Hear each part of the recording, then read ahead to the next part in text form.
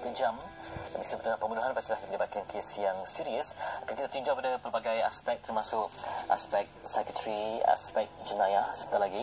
Dan kita lain juga nak bersama dengan Dr. Mohsin Ahmad Sahari, pakar perunding psikiatri Universiti Malaya. Terima kasih. Terima kasih datang.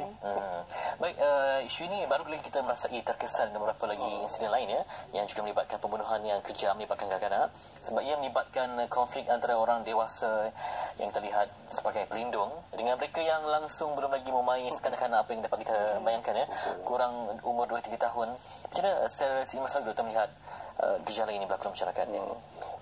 Kalau lihat trend yang berlaku dan masa perkara ini masih berlaku lagi lah, dan kenapa perkara ini berlaku, biasanya saya tak nampak kanak-kanak tu silap besar lah, ataupun kanak-kanak ni mana dia tahu apa silap dia, apa yang tak betul ataupun apa yang sepatutnya dia buat, tetapi kenapa yang penjenayah ni ataupun yang membuat jenayah seperti ini sanggup buat begitu sekali.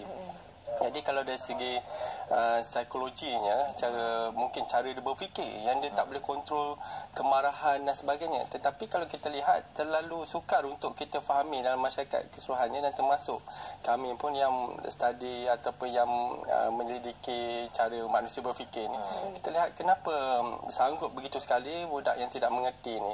Tetapi kalau lebih detail lagi, kita ada juga kadang-kadang kes di mana mereka ada menaruh marah kepada ibu bapa, contohnya kepada kanak-kanak itu, kemarahan yang terlalu membuat sampai dia tak boleh mengawal kemarahan itu. Tetapi malangnya anak, ada kes-kes yang dulu kita lihat anak yang jadi mangsa sebagainya. Jadi saya rasa cara pemikiran yang melakukan jenayah ni adalah pemikiran yang tak betul lah, yang salah, yang tidak selari dengan pemikiran masyarakat secara keseluruhannya. Dan satu lagi aspek, mereka yang mungkin melakukan jenayah ini, yang dilihat sebagai jenayah, mungkin ada gangguan pemikiran, maksudnya gangguan mental tu. Tapi perkara ini berlaku dalam kurang 5% atau kurang lah, bukan banyak, tetapi ada karakter-karakter tertentu, profiling cara dia melakukan tu kita boleh lihat. Contohnya dia melakukan orang yang kenal, kepada jiran, kepada kita orang biasa tidak dapat menghayati kenapa motif dia. Berdasarkan kes kajian, ada tak kes yang melibatkan orang yang normal tanpa gangguan mental, tanpa kehamilan ubat terlarang, memang dia boleh buat ketika dia berada pada tahap tertentu? Dan kalau kita lihat, dan kebanyakannya yang berlaku ni pun memang yang bukan penyakit mental lah. Masalah mereka ini antara lain adalah personality, kecelaruan personality disorder. Contohnya antisocial personality. Dia memang rasa gembira, dia ada perasaan yang puas bila dia mencedera, membunuh orang dan sebagainya. Ada yang kita mungkin suka nak faham, tetapi ada karakter yang seperti itu. Betul. Jadi ini yang mungkin boleh berlaku lah dalam keadaan ini. Betul. Kalau doktor boleh kongsikan dengan kami juga, kalau kita tak perbezaan umur antara suspek dan juga mangsa, memang jarak yang jauh. Kalau kita katakan mereka tidak ada apa-apa efek daripada segi mental, tapi bagaimana nak mengawal perasaan marah tu supaya kita tidak bertindak di luar apa yang kita nampak sekarang ni? Pertama, kalau dalam konteks macam dengan kanak-kanak contohnya, penjaga kanak-kanak tu kita perlu hubungi. Kalau kita betul-betul rasa tak puas hati dengan kanak-kanak itu, jiran ke, kaum keluarga ke dan sebagainya. Selain daripada itu, kalau kanak-kanak ni maknanya yang melakukan perkara yang menyakitkan hati kita, kita perlu jauhkan daripada keadaan itulah. Maknanya mungkin kanak-kanak tu bising ke ataupun rasa gangguan ke dan sebagainya kepada diri kita, kita bergerak daripada situasi senario itu, daripada kita terus melayan kemarahan dan melayan dengan kanak-kanak tu. Makin lama makin mungkin naik marah lah. Itu satulah. Tapi itulah, kalau dia ada gangguan, kat saya kita biasa juga melihat orang yang macam dia dengar bunyi, macam dia kata bunyi bising lah, dia kata jiran dia tengok dia lah, sebenarnya benda itu tak berlaku tapi persepsi pada diri dia. Ini mungkin satu kategori yang saya kata je lah, yang ada bermasalah, berpenyakit tu. Okey, baik. Kita juga nak bersama dengan seorang analisis jenayah, Cik Gamal Fidi Hashim, silakan. Minta maaf Fitri ya. Assalamualaikum warahmatullahi wabarakatuh. Salam. Saya ingat dia suruh saya buat persembahan tadi. Rupa-rupanya kata untuk yang set ni. Saya menunggu situ tadi. Dah siap dengan barbus semua.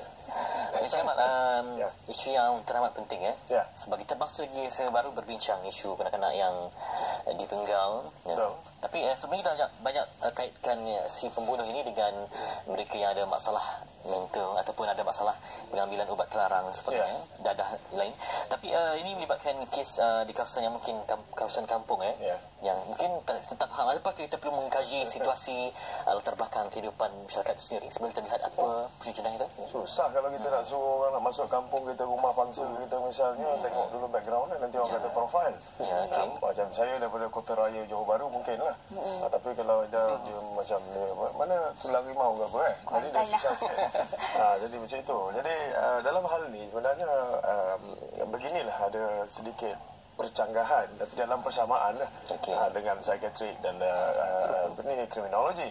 Psychiatric akan melihat kepada mental state-nya. Sementara pihak lain juga akan melihat perkara yang lain, iaitu adakah mangsa dalam mana-mana kes tanpa prejudis masuk kes ini sebagai sumber kemarahannya, betul-betul ya, ataupun pengganti representasi kepada kemarahannya. Kemudian akan melihat juga kenapa dilakukan sedemikian. Kita kena tengok ada kematian-kematian yang secara klinikalnya sebab cekik, ada yang secara klinikalnya sebab hempasan objek kepada kepala, ada yang mati misalnya akibat ditikam. Kesemua ini dari sudut penjenayahan menceritakan keadaan itu, termasuklah dengan crime scene, lokasi jenayah itu, sama ada tersusun, sama ada ia berselerakkan. Kenapa tempat itu dipilih akan menceritakan kisah sebenar di sebalik itu. Kita umum sudah tahu bahawa ia sebenarnya melibatkan kematian seorang kanak-kanak, ya, kalau kes baru ni lah tanpa prejudisnya. Tapi kenapa buang di situ? Adakah matter of convenience dengan izin, ataupun telah dirancang? Jadi perbezaan tu sedikit je. Kalau dia tak center lah, tak center, kenapa? Macam mana dia boleh memandu dan kemudian 7 membuang kilometer ya? 7 kilometer. Bermakna sama ada persediaan perancangan ataupun jika ia satu kemalangan, kan, ia tidak patut dicampak di tempat yang tidak mahu orang temui.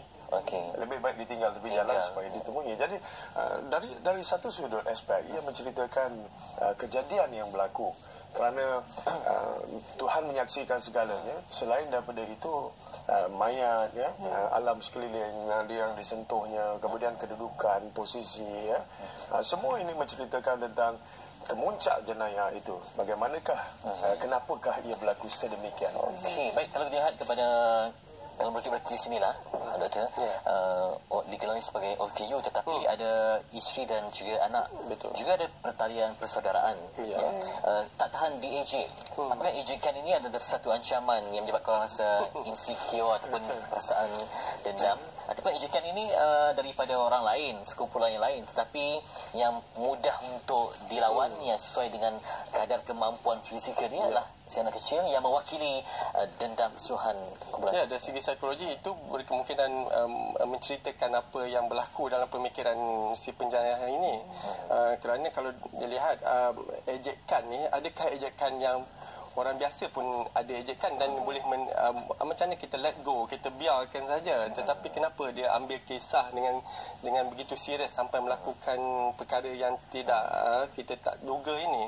Dan memang kalau dilihat keadaan di mana jenayah ni biasanya dia berlaku pada masa yang paling macam mana dia yang lemah dalam kumpulan tu. Contohnya kanak-kanak ataupun wanita, contohnya biasanya ini jadi warga emas. Ini biasanya jenayah masa yang paling mudah untuk dilakukan.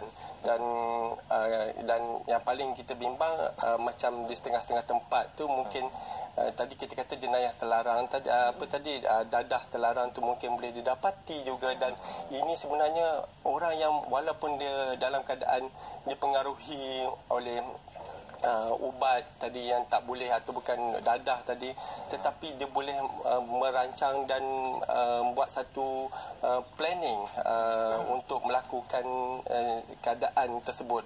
Contohnya dia mungkin rasa kanak-kanak ni dia tengok dia seolah-olah macam dia ni nak mengancam orang yang melakukan jenayah. Ini persepsi dia, dan persepsi dia mungkin dengan keadaan OKU tu mungkin dari segi psikologi dia lemah dan sebagainya. Jadi ini cara dia nak menunjukkan kelebihan ego dia yang mungkin di luar kawalan, atau mungkin cara tak betul tu dikeluarkan kepada malangnya kepada kanak-kanak ni. Betul. Ini satu lagi, kalau kita tengok ini biasa kes yang diteliti sebelum ni, kawasan jenayah yang berlaku adalah kawasan atau perimeter lingkungan di mana ibu bapa merasakan kawasan itu selamat untuk anak-anak, tapi akhirnya terjadi satu perkara yang tak diingini dan mereka diheret keluar daripada kawasan. Sebab lihat kepada kawasan tadi, komuniti dia macam akrab ya. Sebab kawasan yang mungkin agak terpencil di kampung pedalaman Cikamal. Cuma dapatkah kita bezakan antara tindakan secara spontan dan tindakan yang betul-betul ada perancangan? Yang reaksi secara menarik soalan tu, sebab dari sudut undang-undang Dr. Kita ada Magneton Rule kan. Dia menceritakan tentang kalau seseorang mengetahui fasa dan kualiti perbuatannya, maka ia boleh dianggap bertanggungjawab. Jadi dari segi undang-undang tu, kalau pelepasan tentang jenayah itu keadaannya. Tapi dalam kepadatan penduduk yang sedikit misalnya, selalunya gaduh-gaduh jiran-jiran macam itu je, perkara-perkara biasa lah, orang kata benda yang lazim lah. Tetapi bila kejadian seperti ini berlaku, kita juga perlu memikirkan barangkali walaupun dia mustahil, tetapi mustahil tidak bermakna dia tidak akan berlaku. Barangkali ada di situ seorang yang melarikan diri, yang memang mahu tinggal di tempat yang terpencil kerana sejarahnya. Dan barang tentu kalau kita lihat, ada juga sejarah di mana ejekan menjadi pencetus, trigger keadaan itu. Yang budak tadika sekolah ya, kawan ejek gemuk ya. Misal Haji sendirilah, kalau orang kata Fitri mat bunga, dulu ada orang marah dia mat bunga, tapi dia senyum, nampak okey lah tu. Jadi daripada situ sedikit demi sedikit dia menghakis ketahanan seseorang. Dan apabila kemarahan, bangkitan marah secara abnormal itu berlaku, maka dia tidak dapat lagi menjaga tata susila adab. Jadi yang dirisaukan sebenarnya adalah sosiopat ni. Psikopat senang dia duduk seorang-seorang. Alfian contoh, bukan nama sebenar, dia duduk seorang-seorang kan. Kalau Kamal Effendi dia campur orang. Jadi ini yang masyarakat bimbang. Di antara kita itu ada mereka yang mempunyai masalah ni. Jadi kalau kita ada nampak ciri-ciri itu, pasangan sendiri memang mengalami masalah seperti itu, maka kita perlu jelaskan kepadanya untuk mengambil aturan ubat. Dan dalam dua hal juga, kawan-kawan saya di EDK sentiasa mengingatkan, kita sering bercakap tentang illicit drug, ya. Tetapi kita kena juga ingat penyalahgunaan licit drug, prescription drug yang disalahguna juga boleh menjurus kepada perbuatan semikian. Apapun sebelum saya terlupa nak menyampaikan pengesahan dan pesanan daripada Yang Dihormati Timbalan Ketua Polis Sabah, Presiden Polis Sabah, Datuk Malik Harun. Dia cakap dengan saya semalam bila saya minta pengesahan tentang ni, dia kata kejadian ini ada dua sisi. Satu, sisi gelap manusia. Yang kedua, sisi terang yang lebih baik, iaitu di mana kebolehan untuk saksi tampil ke depan, ya. Masyarakat kena bekerjasama. Bila masyarakat bekerjasama, dia kata, kita tengok polis dapat melengkapkan siasatan, menahan dan melengkapkan siasatan dalam tempoh tidak sampai 24 jam daripada kejadian. Itulah pentingnya beliau minta saya highlight tentang itu. Ya. Doktor, tentang ulas sikit, kita bisa dengar tentang killer instinct, ya, naluri membunuh ini. Apakah ia wujud dalam diri manusia? Tadi Saudara Kamal dah cakap sikit pasal saya sociopath and psychopath tadi. So biasanya yang paling ekstrim lah saya kata, yang saya pun biasa juga bila kita tengok mereka yang ditahan, yang telah melakukan jenayah, dia jatuh pada kategori psikopat ataupun antisocial personality lah kalau dalam term atau istilah perubatan ni, psychiatry ni. Jadi mereka yang bersikap seperti ini, masalah kelakuannya, dia mungkin kalau membuat satu macam jenayah, mencederakan orang, mencuri dan sebagainya, dia suka tengok mangsa tu mengalami penderitaan, macam tu cakap lah. Jadi dan dia tak ada rasa simpati selepas dia membuat kelakuan tu. Memang kita suka, sebab biasanya sebagai manusia yang majoritinya, saya rasa 95% lebih ni, semua bila tengok orang cedera, kita kesian, kita rasa simpati dan sebagainya. Tetapi mereka yang segelintir ni, dan saya rasa saya ada sikit privilege sebab kita ada membuat pendidikan di golongan ini, dan kita lihat yang ada sampai diberi rawatan sebagai rawatan perubatan contohnya. Mereka ni pemikiran mereka berbeza daripada cara kita berfikir. Jadi mereka inilah yang mungkin terlibat dengan lebih cenderung terlibat dengan keadaan-keadaan seperti ini. Dan seperti diberitahu, dibincangkan tadi, macam ubat-ubat illicit ataupun licit drug memang berpotensi, tetapi kalau dilihat dalam kawasan-kawasan tertentu di mana kadang-kadang kita tengok di mana keadaan ini berlaku, contohnya dan setengah-setengah tempat tu mungkin lebih berpotensi masalah pengambilan ubat ini ataupun dadah terlarang ini, kerana kadang-kadang tanpa ambil dadah ni semua mereka tidak ada berdaya nak membuat sesuatu, tetapi dengan bantuan ini semua mereka akan lebih cenderung dan menjadi lebih berani. Baik. Kita juga membaca komen orang ramai yang dihantar melalui Facebook MHI. Antara lain dapat kita bacakan daripada Siti Masniah Maswari. Kadang-kadang yang tak tahu apa-apa dan juga tak berdosa jadi tempat tempias marah, apatah lagi dendam. Dan sungguh tak bermoral, tiada perasaan belas dan berakal, harus dihukum berat dan juga menjadi pengajaran buat yang lain. Terusnya daripada Rosnani, katanya adakah kesilapan mendidik diri sendiri ataupun didikan kanak-kanak atau pendidikan yang ditujukan khas buat persekitaran yang berlaku sekali kita sekarang? Kalau ikut macam komen tu, dari segi psikologinya, macam mana seorang tu berkelakuan sesuatu, termasuk macam antisocial personality tadi, memang ada unsur-unsur didikan dan sebagainya. Jadi bagaimana dibesarkan semua tu mempengaruhi. Okey, saya nak tambah sikit. Ini bidang doktor sebenarnya, forensik, psikiatrik. Ada orang yang memang sadis. Kita tak tahu orang tu. Dia biasa je tapi dia sadis. Dia mendapat derive satisfaction dan mendapat keseronokan daripada perbuatan yang menyakiti orang lain. Dapat melalui proses ke ataupun macam mana? Proses tu maknanya bila dia lakukan tu, dia menikmatinya sebab jeritan tangisan jeritan kesakitan daripada mangsa itu harmoni pada pendengarannya. Satu. Yang kedua, kita bercakap tentang situasi di mana adalah perlu untuk kita menerusi PBT, meneruskan rancangan yang tersusun, misalnya bandar lestari, bandar selamat, kemudian tu crime prevention through environmental design. Dan perkara-perkara ini sangat penting kerana kita mahu mengurangkan risiko keadaan ini pada berlaku. Yang ketiga tentang ibu bapa. Kalau bagi anak main kat taman ke di luar pun, tetapkan waktulah, setiap setengah jam pergi jenguk sekejap ke apa. Ini lepas, tak apa, petangkan balik. Ini salah satu daripada untuk pengurangan risiko daripada dia berlaku, Fitri. Ya, Doktor? Itu saya rasa yang poin terakhir ini memang penting sebab kita lihat budaya kita tidak mementingkan keselamatan dalam aspek apa pun, naik motor pun, sebab jarak yang dekat kita tak pakai helmet contohnya. Itu mentafsirkan cara kita berfikir. Jadi termasuk dalam isu ni macam anak tadi, benda yang kita hargai, kita kena safety first. Maknanya jangan ambil risiko langsung. Sebab saya baca dalam seminggu ini saja ada banyak kes yang melibatkan orang terdekat, hanya kerana ada kes yang lain, jiran geram dengan jiran terus langgar. Jadi mereka melihat hanya bunuh itu sebagai solusi semata-mata. Selangsung tak ada ruang diskusi walaupun melibatkan orang yang dah dikenali. Itu nasib baik, Fitri. Sebab dia terus pergi kepada sumber orang yang dia marahnya. Tetapi bagi kanak-kanak, dia macam kita ambil gelas yang transparent lah. Dia marah kat saya. Tapi pengganti itu, representasi, tengok gelas nampak saya. Orang tu pengganti yang dikerjakan. Betul. Tapi Encik Kamal, saya tertarik dengan apa yang Encik Kamal katakan tadi. Bila seseorang meluahkan perasaan tu, dia suka mendengarkan apa yang dikatakan nikmat pada dia. Disebabkan itukah suspek tidak menggunakan sebarang senjata pembunuhan? Dia hanya guna tampar, tangan? Keseronokan mengawal kehidupan seseorang daripada tangan adalah berbeza dengan menggunakan medium pisau. Betul. Pisau barangkali kita belum mempunyai keyakinan untuk bertindak. Ini selain daripada tanggapan umum bahawa dia tak ada senjata sebab tu pakai. Mustahil tak ada senjata tapi ada akar kayu ada apa. Tetapi keseronokan tu lain. Kalau misalnya kematian itu secara cekik, apabila seseorang boleh mengawal hidup mati seseorang dalam tangannya, God-like almost, maka ia memberi keseronokan yang lain. Bukan macam kita lah. Ada juga yang belum berapa berani bawa racun. Kalau perempuan dia bawa racun. Tapi kalau budak-budak kecil ni, kita boleh kata dia sadism tu menjadikan dia sadis. Itu satu. Kemudian kita boleh kata bahawa dia ni satu perjumpaan untuk yang lain. Tetapi untuk membunuh seseorang itu perlu mempunyai pengalaman prior to that.